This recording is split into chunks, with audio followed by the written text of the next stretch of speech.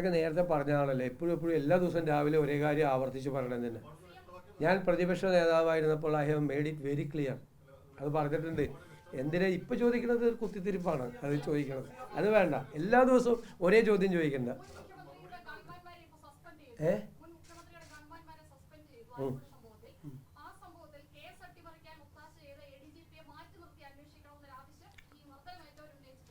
Report വരട്ടെ. എന്താ ചെയ്തത്? നമ്മുടെ ശ്രദ്ധയിൽ ഇത് പെട്ടപ്പോൾ നമുക്ക് നേരത്തെ അറിയാം. ഞങ്ങൾ ഡിമാൻഡ് ചെയ്തുകൊണ്ടിരിക്കുകയായിരുന്നു. ഞങ്ങളിത് രാഷ്ട്രീയ പ്രതികാരം തീർക്കാൻ വേണ്ടി ചെയ്തതല്ല. ആദ്യത്തെ ക്യാബിനറ്റിലെടുത്ത ഒരു തീരുമാനമാണ്. എന്താ തീരുമാനം? കേസെടുത്തില്ല അവർക്കെതിരായി. അപ്പോൾ ഇരകളായ കുട്ടികൾ കോടതിയിൽ പോയി. അപ്പോൾ കോടതി കേസ് അന്വേഷിക്കാൻ പറഞ്ഞു. കോടതി കേസ് അന്വേഷിക്കാൻ പോലീസിനോട് പറഞ്ഞപ്പോൾ പോലീസ് ആ കേസ് അന്വേഷിച്ചു. ആ കേസ് അന്വേഷിച്ചതിൻ്റെ യഥാർത്ഥ റിപ്പോർട്ട് അട്ടിമറിക്കപ്പെട്ടു. എന്നിട്ട് കോടതിയിൽ പറഞ്ഞതിൻ്റെ വീഡിയോ ഇല്ല എന്ന് പറഞ്ഞു. അങ്ങനെ ഒരു മർദ്ദനം നടന്നിട്ടില്ല എന്ന് പച്ചക്കള്ളം പോലീസ് കോടതിയിൽ പറഞ്ഞു. അപ്പോൾ കുട്ടികൾ അതിൻ്റെ വീഡിയോ ഹാജരാക്കി. വീഡിയോ എല്ലാവരും കണ്ടുകൊണ്ടിരിക്കുന്ന വീഡിയോ ആണ്. എല്ലാ ചാനലുകളിലും കൂടി വീഡിയോ കേരളത്തിലെ ജനങ്ങൾ മുഴുവൻ കണ്ടുകൊണ്ടിരിക്കുന്ന, ഇന്നും കണ്ടുകൊണ്ടിരിക്കുന്ന വീഡിയോ ആണ്. അങ്ങനൊരു വീഡിയോ ഇല്ല എന്ന് പോലീസ് കോടതിയിൽ പച്ചക്കള്ളം പറഞ്ഞു ഇല്ലേ? അപ്പോൾ കോടതി ഒരു തുടരന്വേഷണമല്ല, റീഇൻവെസ്റ്റിഗേഷൻ അല്ല, തുടരന്വേഷണത്തിന് വേണ്ടിയിട്ട് ഉത്തരവിട്ടു. ആ അന്വേഷണം നടത്തിയില്ല. ആ അന്വേഷണം വെച്ചു താമസിപ്പിച്ചു ആണല്ലോ. ആ ഘട്ടത്തിൽ ഞങ്ങളുടെ ഗവൺമെൻറ് അധികാരത്തിൽ വന്നു. ഞങ്ങളൊരു സ്പെഷ്യൽ ഇൻവെസ്റ്റിഗേഷൻ ടീമിനെ വെച്ച് അത് അന്വേഷിപ്പിച്ചു.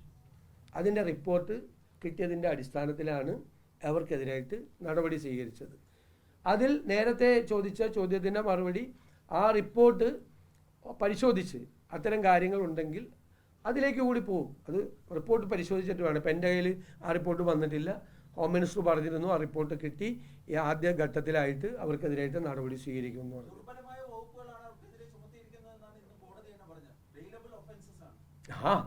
എന്തൊരു ക്രൂരമായ മർദ്ദനമാണ് നടത്തിയിരിക്കുന്നത്. ഇപ്പോൾ ഓരോ കാര്യങ്ങൾ പുറത്തു വന്നല്ലോ. അവിടുത്തെ SP കൊടുത്ത റിപ്പോർട്ട് പൂഴ്ത്തി, DYSP ക്രൈംബ്രാഞ്ച് DYSP കൊടുത്ത റിപ്പോർട്ട് പൂഴ്ത്തി ഇല്ലേ? ഒരുപാട് മാനിപ്പുലേഷൻസ് അതിൻ്റെ അകത്ത് നടന്നിട്ടുണ്ട്. ഒരു ക്രൂരമായി കുട്ടികളെ മർദ്ദിച്ച കാര്യമാണ്. മുഖ്യമന്ത്രി കടന്നുപോയി കഴിഞ്ഞ ശേഷമാണ് പുറകെ വന്ന ഈ ടീം പോലീസിൻ്റെ കസ്റ്റഡിയിൽ നിൽക്കുന്ന, എന്നുവെച്ചാൽ അവരുടെ ലോക്കൽ പോലീസിൻ്റെ കൂടെ നിൽക്കുന്ന അവർ പോയി കഴിഞ്ഞാൽ പിന്നെ പ്രതിഷേധമില്ലല്ലോ. ഈ പ്രതിഷേധം പ്രകടിപ്പിക്കുമെന്ന് ഓർത്തിട്ടാണ് അവരെ തല്ലിയൊന്നുമില്ല. മുഖ്യമന്ത്രി പോയി കഴിഞ്ഞിട്ടും പോലീസിൻ്റെ കൂടെ നിൽക്കുന്ന ആളുകളെ ഈ വണ്ടിയിൽ വന്നിറങ്ങിയ സംഘം ക്രൂരമായി മർദ്ദിക്കുന്ന ദൃശ്യമാണ്.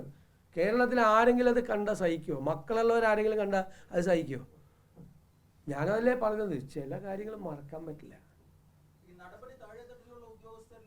വരട്ടെ, നമ്മൾ ആ റിപ്പോർട്ട് മുഴുവൻ പരിശോധിച്ചിട്ട് ഉചിതമായ തീരുമാനങ്ങളുണ്ടാവും. അതല്ലേ ഞാൻ പറഞ്ഞത്. മനസ്സിലായി, എനിക്ക് ചോദ്യം മനസ്സിലായി. ഉചിതമായ തീരുമാനങ്ങൾ എല്ലാ കാര്യത്തിലും ഉണ്ടാവും. ആ റിപ്പോർട്ട് പൂർണ്ണമായി പരിശോധിക്കട്ടെ. ആദ്യത്തെ സ്റ്റെപ്പാണ് ഇപ്പോൾ ചെയ്തത്. പിന്നെ നോക്കട്ടെ.